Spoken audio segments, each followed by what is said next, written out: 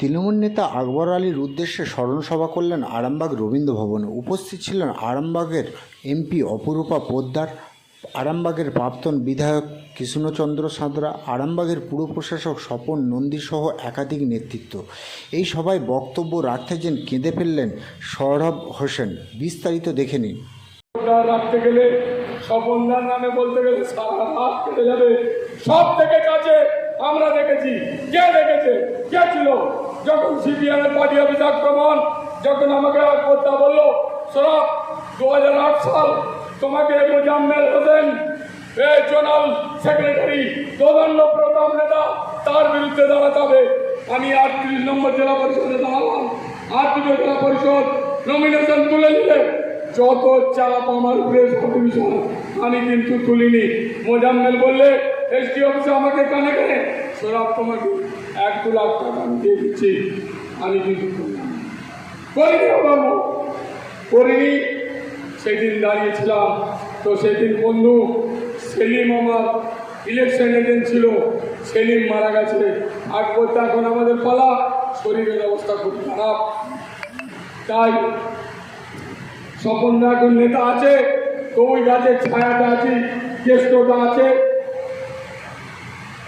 জ্যেষ্ঠদা আছে, স্বপনদা আছে, সেলিম বন্ধু চলে গেছে, গতকাল সেলিমের স্ত্রী মারা গেছে।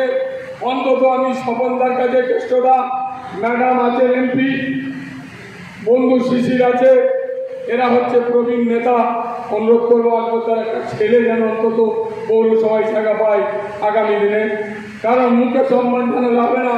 আকবরদার ছেলেকে এখানে রহিম বসে আছে, এই মাংসওয়ালা রহিম, এরা একটা ছেলে মরে গেছে আমাদের, ওর নাম কি বললাম, ওই ছেলেটা 2011 সালে রায় করে ছিল রহিম, আমার মনে আছে। এই ছেলেগুলো, এই যে কাজু জাকু, এরা কত সাহস ছেলে 2011 সালে ভোট করতে গেছে স্বপনদার সঙ্গে, আর ফিরবার কথা নয়। ওইখানে কেটে সুনীল পাল বুলু এরা কুচিয়ে দেওয়া দরকার, সামনে পাঠিয়েছে বন্ধু। সে সব দিন ভুলিনি। এই জাকু কাজু থেকে আরম্ভ করে কোচন, কত ভালো ভালো কর্মী, এসব আমরা জীবনে ভুলব না। আমাকে পাঠিয়েছে মেরে ফেলে অজ্ঞান হয়ে পড়াচ্ছি। যদি অনিতা মুখার্জি না থাকতো সেদিন আমাকে অফিসের দরজা ভেঙে টুকরো টুকরো করে বলতো।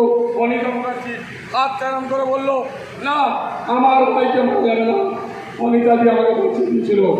তাই প্রয়াত আকবরদা, তুমি যেখানে থাকো সুখে থেকো।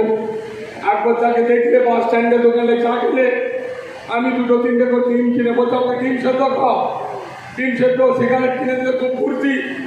আকবরদার বেটা আজাহার, এটা বড় ছেলে, আমার পরম আত্মীয়, আমার নিজের মাস্তত শালীপতি ভাইয়ের ভাই হচ্ছে আকবর।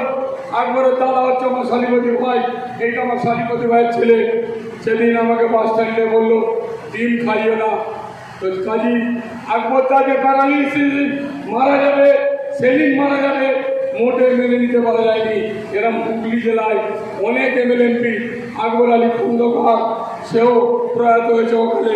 এটা আমাদের দুর্ভাগ্য, এ কর্মী আমরা জীবনে পাবো না। সবাই মনে রাখবেন একটু পুরনো দিনের কর্মীদিকে, বিশেষ করে যারা এখন আছে স্বপনদা 65 না 63 বছর বয়স, অন্তত একটু সম্মানটা দেবেন। অপমানটা অন্তত যেন নাই। জয়দেব জানা কিচ্ছু পেল না, এত প্রবীণ নেতা, এত বড় নেতা হতে পারে না। জয়দেব জানাদের মতো, আতাউলের মতো নেতা হতে পারে না এইসব নেতা। তাই এদিকে আমার প্রণাম, আকবরদার চরণে আমার সালাম, প্রণাম, নমস্কার। চির শান্তি কামনা করি। পঞ্চায়েত সদস্য হয়েছিলাম, কিন্তু আমার সঙ্গে বিশেষভাবে পরিচিত হয়েছিলাম আমি ওই যখন থেকে দিদি তৃণমূল কংগ্রেস গঠন করবে, তখন থেকে আমরাও দিদির আদর্শ অনুপ্রাণিত হয়ে আমরা তৃণমূল কংগ্রেসে প্রতিষ্ঠিত করবার জন্য লড়াই করতে লাগলাম। সভাপতি আছে, আজকে স্মরণসভা উপস্থিত হয়েছে। প্রত্যেককে আমরা প্রথমে প্রয়াত উনি যেখানেই থাকুন শান্তিকে থাকুক, এটাই ঈশ্বরের কাছে আশা করবো। সাথে সাথে ওনার পরিবারবর্গে যারা আছে প্রত্যেককে আমি সাথে সাথে সাথে আপনার পরিবারবর্গের উপর আমরা আশীর্বাদ যেন বর্ষিত হয়। আমরা মূলত স্মরণ সভা করি সহ আমাদের জয়দেবপুরা সহ আমাদের আরামবাগে আমরা সবাই মিলে আকবরদার নেতৃত্বে আমরা যে দল করতাম। আকবরদা ছিলেন আমাদের নেতা, তারাই সেই স্মরণসভা। সত্যি আমাকে প্রদীপ বলছিল যে বক্তব্য রাখার জন্য, আমি বক্তব্য রাখবো না। আমাদের যেটা নেতা সৌরভ সাহেব বলে গেছে, আমরা যেসব আমাদের নেতৃত্বরা ছিল, আমরা তখন বিরাট কোনো চাকরি নয়। যেমন আমরা অনেক নেতাকেই আমরা বলেছিলাম, তারা যেমন এক একজন করে হয়তো তাদের সার্ভিসের জন্য বলেছে, আকবরদাকেও বলেছিলাম। উনি বলেছিলেন যে ওনার জামাইয়ের কথা, কিন্তু জামাই বেশ কিছুদিন চাকরি করার পর তিনিও কিন্তু মারা গেলেন আকবরদা। কিন্তু সেদিন এমপি সাহেব আমাদের প্রাক্তন বিধায়ক কৃষ্ণচন্দ্র সাঁতরা, আমরা সকলে মিলে আকবরদার বাড়ি ছিলাম। আকবরদারকে সে জামাই পেয়ে আমাদের চেষে নাতি হয়, তাকে যাও আমরা তাকে অনুরোধ করি যে অন্তত তার মেয়েকে চাকরির ব্যাপারে বলে যে না, আমার নাতিকে, আকবরদার স্ত্রী বলে যে আমার নাতিকে, দেখ আপনাদের আশীর্বাদে সেই আকবরদার নেতৃত্ব আমরা আরামবাগে করছি। তার আকবরদার স্ত্রীর কথায় আমরা কিন্তু তার নাতিকে কিন্তু আরামবাগ পৌরসভাতে আমরা ক্যারিয়ার হিসেবে, যেমন ওর বাবা ছিল আর কি, আমরা সেইভাবে তাকে সভাপতিত্ব করতে পেরেছি। এটা আমাদের একটা সামান্য শান্তি। তাই আকবরদাকে শুধু এই জানিয়ে নয়, আমরা পৌরসভার পক্ষ থেকেও যে কোনো একটা জায়গায় রাস্তারও হয়তো উনি যে রাস্তা দিয়ে সবসময় চলতেন, আমরা পৌরসভাতে যারা আছি আমরা আলোচনা করব যে আকবরদার নামে আমরা যদি তার নামে যদি একটা রাস্তা করতে পারি, যে আকবর আলী রোড বা আকবর আলী স্কোয়ার, ওটা আমরা আলোচনা করে আপনাদের সঙ্গে সবার সাথে সহমত হয়ে আমরা এটা কিন্তু করব। তাই আমার বাবার যে স্মরণ সভা, সেই স্মরণ সভায় সমস্ত আমার সিনিয়র লিডাররা সবাই আছেন উপস্থিত, তাই সকলকে প্রণাম জানাই। আর বাবার স্মরণ সভা তো ছিলই, এবং এই পার্টির জন্য বাবা কী কী করেছে সে আপনারা সবাই জানেন। পার্টির জন্য সে নিজের চাকরিটা পর্যন্ত শেষ করে ফেলেছে, ঠিক আছে। এর বেশি আর কিছু বলবো না, এখানে তো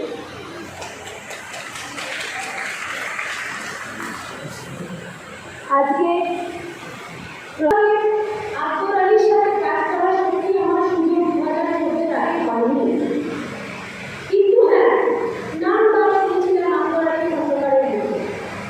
এবং যখন 2014 সালে আমি নমিনেশন পাই, কালীঘাটে যাওয়ার পর দিদি আমাকে বলেছিলেন, নির্দেশ দিয়েছিলেন যে তুই আরামবাগে আকবরের সাথে গিয়ে দেখা করে অন্তত কিন্তু আকবরদার সহযোগিতা নিবি। কারণ যখন ঘর প্রতিষ্ঠিত হয় সেই সময় তৃণমূল করার লোক সেই সাহসিকতার সাথে খুব কমই ছিল আরামবাগের মধ্যে।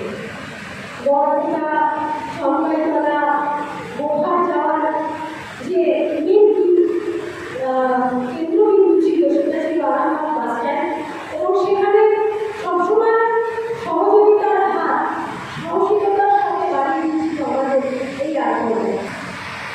আমাদের বন্দি কাছে আমরা তাকে হারাই, কিন্তু এক সপ্তাহ আগে আমি বন্দিকে দেখে গেছিলাম, কেমন চলছিল, কিন্তু খুব শারীরিকভাবে দুর্বল ছিল। এবং দলের সাথে দল কিন্তু সকলকে সব কিছু দিয়েছে, কম বেশি। 2015 সালে যখন কাউন্সিলরের জন্য সবাইকে ভাবা হচ্ছিল, সলিমদাকেও কিন্তু আমরা টিকিটটা দিয়েছিলাম, দল দিয়েছিল। বক্সিদা এবং দিলীপ এখান থেকে কিন্তু আমাদের এসেছিল, কিন্তু তখন সলিম ভাই, তখন কৃষ্ণনগর বিধায়ক সাহেব ছিলেন, সবার সামনে বললেন আমার স্ত্রীর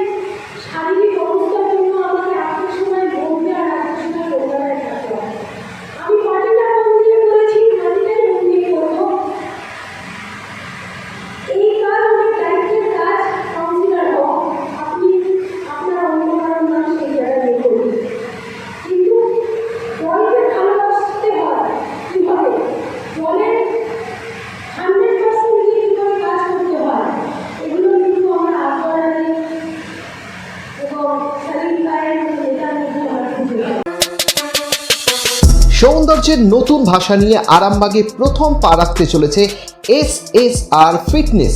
নিজেকে নতুন করে খুঁজে পেতে ফিটনেসের নতুন ভাষা নিয়ে এই প্রথম আরামবাগে আসতে চলেছে SSR ফিটনেস। আপনার জন্য এখানে থাকছে সার্টিফাইড ফিটনেস এক্সপার্টও। আমাদের ঠিকানা আরামবাগ নবপল্লী হাসপাতালের ঠিক পাশে। Phone number 9775396895।